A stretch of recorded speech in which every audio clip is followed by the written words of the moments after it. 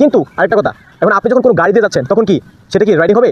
কখনোই না, কারণ সেটা হবে ট্রাভেল। কারণ আমরা একটা খুব বিষয় আবদ্ধ।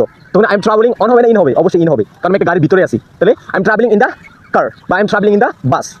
তাহলে রাইডিং মানে কোনো একটা বাইক বা এখন আমরা বলতে পারেন যে আপনি কোথাও কি যাচ্ছেন বা আপনি কোথাও কোনো একটা স্থানের উপর দিয়ে যাচ্ছেন, উপরের ক্ষেত্রে সবসময় অন বসে। এখন I am walking on the grass, মানে আমি কি ঘাসের উপর দিয়ে হাঁটতেছি।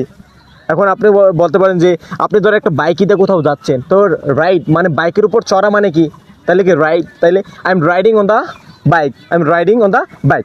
কিন্তু আরেকটা কথা, এখন আপনি যখন কোনো গাড়ি দিয়ে যাচ্ছেন তখন কি সেটা কি রাইডিং হবে? কখনোই না, কারণ সেটা হবে ট্রাভেল। কারণ আমরা একটা খুব বিষয়ের আবদ্ধ। তখন আই এম ট্রাভেলিং অন হবে না ইন হবে? অবশ্যই ইন হবে, কারণ আমি একটা গাড়ির ভিতরে আছি।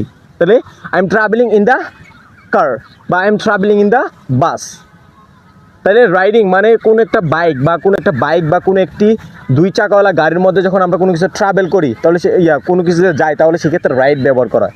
কিন্তু আমরা যখন কোনো একটি চার চাকাওয়ালা বা আমরা কোনো আবদ্ধ জিনিসের মধ্যে কী করি, ভিতর দিয়ে যাই, তাহলে সেক্ষেত্রে ট্রাভেল হবে। তাই I am travelling in the bus. In কেন ব্যবহার করেছে? কারণ আমরা এই গাড়িটার মধ্যে। এখন আমরা কি রাইড কেন অন কেন ব্যবহার করেছে রাইডের ক্ষেত্রে, বাইকের ক্ষেত্রে? কারণ আমরা গাড়ির উপরে, এবার আমরা গাড়ির উপর দিয়ে যাচ্ছি।